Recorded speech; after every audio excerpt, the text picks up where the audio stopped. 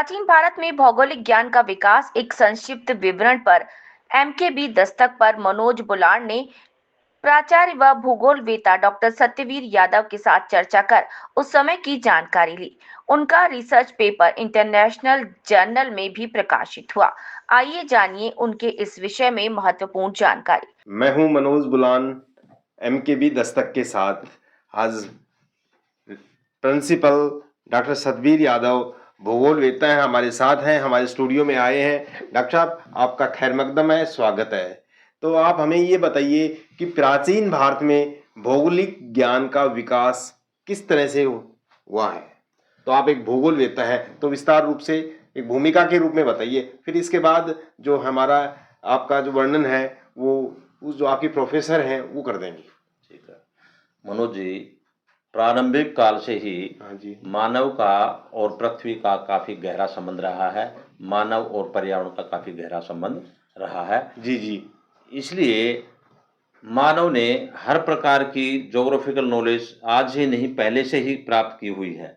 Okay sir. यहाँ हम देखते हैं कि पहले एक एक पेड़ पौधे के बारे में जानकारी हमारे ऋषि मुनियों को रही है और उन वनस्पतियों की जानकारी होने का उसका विज्ञान दिया बोटनी साइंस, बोटनी बोला गया, यानी कि वनस्पति विज्ञान कहा गया। उसके बाद में हम देखते हैं अलग अलग प्रकार के जीव जंतु हमारे भूगोल अब पृथ्वी पाए जाते हैं, तो विभिन्न प्रकार के जीव जंतुओं का वर्णन उसका हुआ, तो उसे हम जो है जूलॉजी कहने लगे, यानी कि हमारा जंतु विज्ञान। ठीक है, साइंस के अंदर इसी प्रकार से जड़ी बूटियों का ज्ञान लोगों ने लिया, ऋषि मुनियों ने बताया ताकि कोई बीमार व्यक्ति तो जड़ी बूटी के द्वारा कैसे ठीक किया जाए। उसका बाद में मेडिकल साइंस के रूप में एक अलग से ब्रांच बन गई। और उसके बाद में धीरे धीरे हम देखते हैं पृथ्वी की आंतरिक रचना के बारे में भी, पृथ्वी के वोल्केनो कैसे फटते हैं, भूकंप क्यों आते हैं, इसके बारे में पूरा जानकारी जो हमारे ऋषि मुनियों ने बताई। और उसके बारे में उन्होंने एक अलग से विज्ञान बताया जिसका नाम जियोलॉजी, भूगर्भ विज्ञान बनाया, अलग से ब्रांच बनाई। इसी प्रकार से विभिन्न प्रकार के जो मिनरल्स हैं हमारे धरती के ऊपर पाए जाते हैं, उनकी जानकारी के लिए अलग से एक मिनरोलॉजी यानी कि खनिज विज्ञान नामक एक अलग ब्रांच बनाई। इसी प्रकार से विभिन्न प्रकार के हमारे पृथ्वी के ऊपर अलग अलग प्रकार की सर्दी, गर्मी, बरसात आदि की जो जानकारी है क्लाइमेट के संबंध में, जी सर, उसके बारे में अलग से ब्रांच पहले बनाई, उसका नाम दिया क्लाइमेटोलॉजी। इसी प्रकार से हम देखते हैं कि जो विभिन्न प्रकार के पदार्थ बने हुए हैं उसके बारे में भौतिक रूप से कोई चीजों की जानकारी वाले, उसका नाम दिया गया फिजिक्स, यानी कि भौतिक विज्ञान। इसी प्रकार से हम देखते हैं कि अनेक प्रकार के ज्ञान दिए गए। इस प्रकार से अलग अलग मौसम है, मौसम के बारे में उसका अलग डिपार्टमेंट बनाया गया, मीटेरोलॉजी। तो इस प्रकार से भूगोल एक ही नहीं है बल्कि समुद्रों का ज्ञान है, उसको ओशनोग्राफी कहा गया, समुद्र विज्ञान के बारे में जो कहा आपका एक जर्नल में जो इंटरनेशनल जर्नल में भी छपा था, कौन से जर्नल में छपा था और कब हुआ था? हाँ, ये हमारा इंडियन स्ट्रीम्स रिसर्च जर्नल में और जून 2016 के अंदर जो है ये इसके बारे में पूरी जानकारी दी गई थी रिसर्च जर्नल में। इसके बारे में हमारा पूरा अध्ययन रामायण काल का, महाभारत काल का, वैदिक काल में क्या क्या हमारे ऋषि मुनियों ने डेवलपमेंट किया भूगोल के बारे में, सारा जो है अध्ययन उन्होंने किया, उसके बारे में जानकारी सर ये जो आप पीछे जो ये चित्र दिखा रहे हैं, हाँ, इसका थोड़ा सा वर्णन करिए संक्षिप्त में। इसमें दिखाया गया कि हमारे जो मेडिकल साइंस है इसमें आंखों के बारे में उपचार किया जा रहा है, तो किस तरह से हमारे ऋषि मुनि पहले भी विभिन्न प्रकार की मेडिकल फैसिलिटीज होती थी और उनके आधार पर कैसे हम जो है उसके बीमारी होने के कारण से किस प्रकार के ठीक करते थे मानव को। ये जो वैदिक काल कब का है, ये कौन से काल का है? ये प्राचीन समय का वैदिक काल का है। वैदिक काल, हाँ, तो ये काफी प्राचीन है। ये वैदिक काल जो है, हाँ, वैदिक काल है, दिस इज नॉट हिस्ट्री, हाँ, दिस इज मैथोलॉजी। वैदिक काल देखिए हमारा जो भूगोल है उसमें एक है, भूगोल जानता है वैदिक काल को और इनको। सुनिए, आपको ये मालूम होना चाहिए कि हर सब्जेक्ट के अंदर एक विषय होता है जो थॉट, विचारधारा बोला जाता है। थॉट ही अपने आप में एक हिस्ट्री होता है। जैसे हमारा है जोग्राफिकल थॉट, इसका मतलब है पूरा इतिहास भूगोल के बारे में और अन्य कालों के बारे में भी ज्ञान है।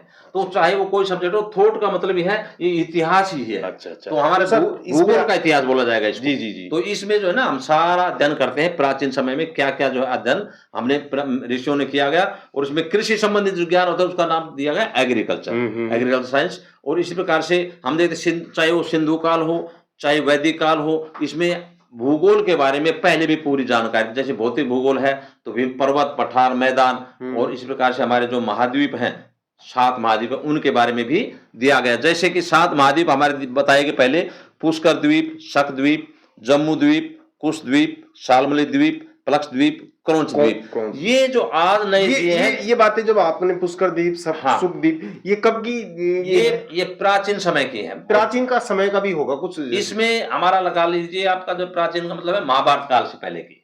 महाभारत जो काल है, हाँ, वो हिस्ट्री तो इसको महाभारत को हिस्ट्री नहीं मानती, ये मैथोलॉजी है।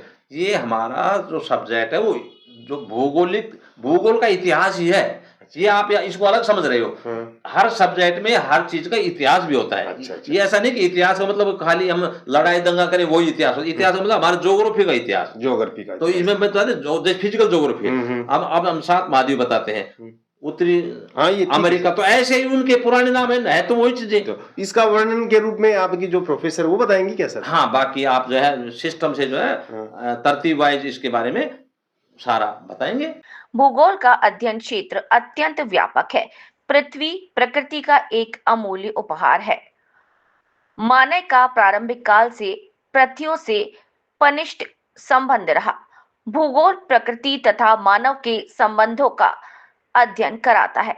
सभी विज्ञानों का उद्भव व विकास प्रकृति के साथ मनुष्यों को अंतःक्रियाओं के कारण ही हुआ। उदाहरण के लिए सभ्यता के प्रारंभिक चरण से अब तक अपने पर्यावरण की वनस्पतियों के साथ अंतर संबंधों के कारण मानव को उनके बारे में व्यापक जानकारी मिली। विश्व में अलग अलग पर्यावरण में अलग अलग प्रकार की वनस्पतियां पाई जाती हैं। अतः वनस्पति शास्त्र विज्ञान की एक अलग शाखा के रूप में विकसित हो गया। इसी तरह मानव ने अपने पर्यावरण के जीवों के बारे में व्यापक ज्ञान प्राप्त किया। वो जंतु विज्ञान कहलाया।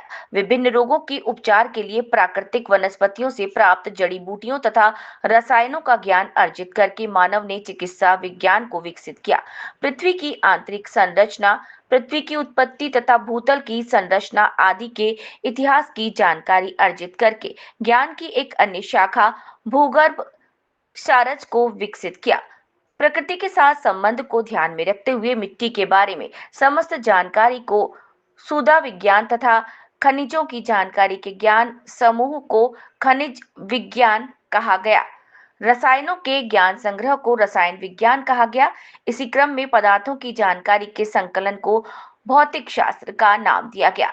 नक्षत्रों के बारे में ज्ञान को ज्योतिष ज्ञान का नाम दिया। इसी तरह मानव एवं पर्यावरण के अंतर संबंधों के परिप्रेक्ष्य में जलवायु से संबंधित ज्ञान को जलवायु विज्ञान, मौसम से संबंधित ज्ञान को मौसम विज्ञान, महासागरों या सागरों से संबंधित अर्जित ज्ञान की समुद्री विज्ञान आदि विज्ञान की शाखाओं के रूप में विकसित किया गया। इसी तरह प्राकृतिक पर्यावरण के संदर्भ में मानव की आर्थिक गतिविधियों को अर्थशास्त्र, राजनीतिक क्रियाकलापों को राजनीति विज्ञान, सामाजिक ज्ञान के संग्रह को समाजशास्त्र, कृषि संबंधी ज्ञान को कृषि विज्ञान नाम दिया। अतः संक्षेप में हम कह सकते हैं कि मानव और प्रकृति के लगातार अंतर संबंधों के कारण ही ज्ञान और विज्ञान की अनेकों शाखाएं विकसित हुई।